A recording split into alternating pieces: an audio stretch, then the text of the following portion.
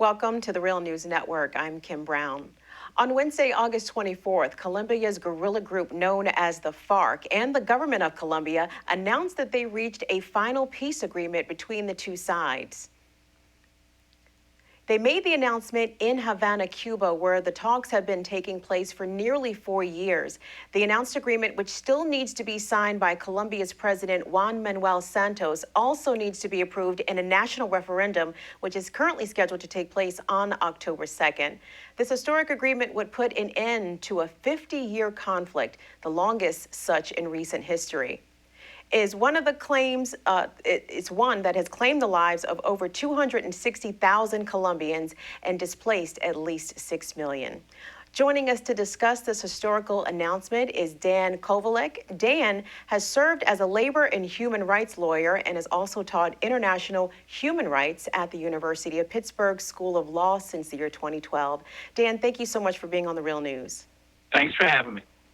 Dan, to begin with, briefly give us your sense of what makes this agreement so historic. And let's take a closer look at some of the issues, but give us your take on what you think about this. Well, as you pointed out, I think the main thing that makes it historic is that it would put an end to over 50 years of insurgency, which I think is the longest insurgency maybe ever in human history. It's been going on since 1964. And actually intermittently even longer than that. So it's obviously something that the Colombians are desperate to finally end.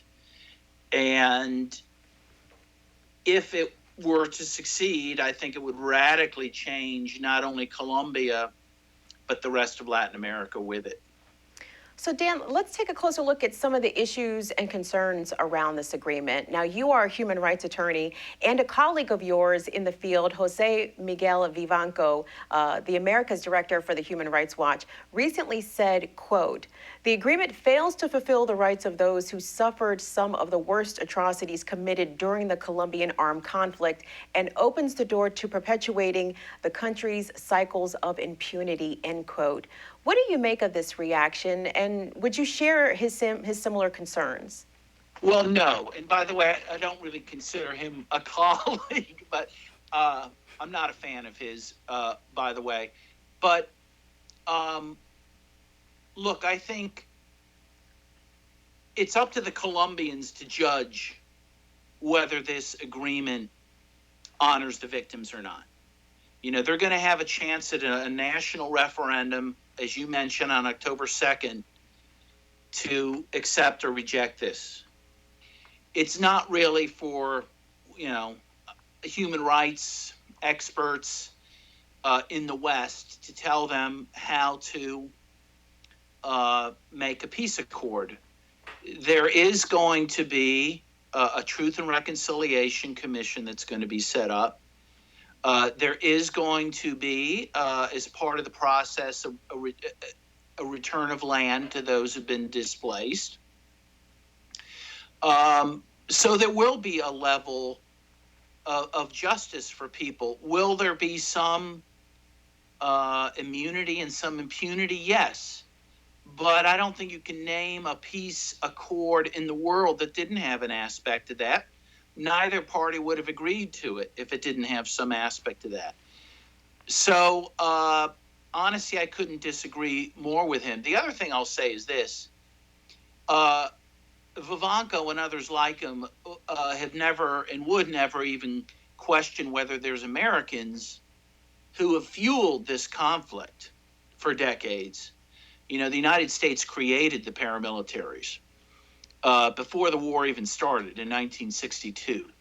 So if we're going to talk about impunity and respecting the victims, there's plenty of people in the United States that I can think of who also could be brought to justice, who never will be. And Vivanco doesn't really care about that. So there's a lot of blame to go along. At this point, the Colombians can decide if they want peace and in return to give up, punishment for every single person who committed crimes. In an article that you recently published in Telesur English, you expressed concern about the ongoing presence of paramilitary forces in Colombia who could still derail the agreement. One could perhaps add this concern, or the concern, that the former president, Alvaro Uribe, who is known to have ties to paramilitary forces and who is actively campaigning against the passage of this agreement, is also working to derail it. How dangerous are these factors for the agreement's success? Well, they're very, very dangerous. There's been 35 human rights defenders killed already in the first half of this year. Unionists continue to be killed there. People continue to be displaced. These crimes are mostly being carried out by those paramilitary forces who will try to derail this. In fact, according to Insight Crime, they cited Colombia's electoral mission, which predicts that out of the approximately 1,100 municipalities in Colombia, there is a likelihood that there will be violence and or fraud in about 250 of those municipalities during the plebiscite.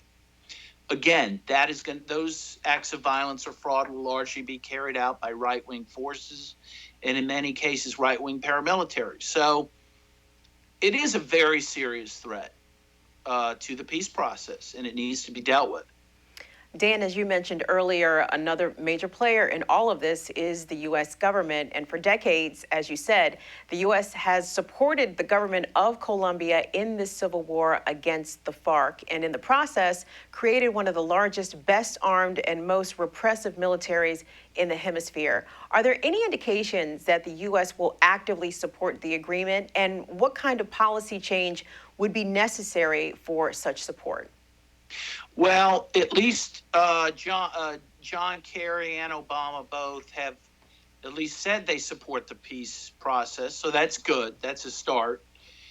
I think the change that has to happen is to stop funding the Colombian military and start spending the money we've been spending on the military, which is about $10 billion since the year 2000. Spend that on real development in that country. Spend it on helping them return land to people who've been displaced by the conflict. That's what the United States can do. Again, we have been supporting conflict in that country for over 100 years. You might recall, for example, in 1903, we supported an insurgency to break Panama off from Colombia, which it had been a part of at that time for the canal. We have been intervening in that country in a very violent way for over 100 years, and it's time that we start to support real development in that country. But Dan, why is that? What are the U.S. interests in Colombia? What has made Colombia obviously one of many countries that the U.S. Tends to put its fingers in these nations' affairs? But what is it about Colombia that has caused us to fuel both sides of a civil war for the past 50 years? And as you just said, have, a conflict there for the past 100 years? Well, Colombia specifically has an amazing amount of resources. They have oil, they have gold, and there's a gold rush going on because of the price of gold. That has fueled the conflict quite a bit. They have coal, they have emeralds, they have fresh water, they have very fertile land in which bananas are raised. Chiquita has been a terrible actor in that country, for example. They had pled guilty to funding paramilitary groups to the tune of $1.7 million and running them 3,000 Kalashnikov rifles. 80% of our cut flowers come from Colombia. Colombia is the only country in South America that has both a Pacific and Atlantic coast, and again, that's thus the canal that, again, we stole from them, the possibility of that. So in any case, Colombia has what is known as a resource curse. It's very rich in resources, and the U.S. wants those, and they want control over them. And that has been a high motivating factor in us intervening in that country. And now, in addition to that, we have, as you mentioned, so beefed up their military that we consider Colombia really one of our last beachheads in a region which has largely rejected the United States after decades. And we don't want to give that up. And we want to be able, I say we, I mean the U.S. government wants to be able to project power, not only in Colombia, but throughout the region through 7 military bases that the U.S. is able to use there. Mm. And finally, Dan, the agreement still needs to be passed in a national referendum, and polls have been mixed as to whether or not the majority of Colombians will approve it. What is your sense of it being able to pass, and what would a defeat in the referendum mean? I think if, again, there's at least some level of fairness in the election, if the violence that the paramilitaries threaten is kept to a minimum, then I think the referendum in favor of the peace accords will pass. I think if it were not to pass, I very much fear for that country. I don't see another alternative for that country. I fear that it will sink into even greater bloodshed than it's been suffering in recent years. So I think all of us should hope and pray that peace accord will pass. And I think as Americans, we should do everything we can to support the peace, to travel to Colombia, to be election observers during the plebiscite, and to, help cultivate peace in a country where our government has played such a role in creating war. We've been speaking with Dan Kovalik. Dan graduated from Columbia University School of Law in 1993. He has served as a labor and human rights lawyer ever since, and he's also taught international human rights at the University of Pittsburgh's School of Law since 2012. Dan, we certainly appreciate your time and your expertise today. Thank you.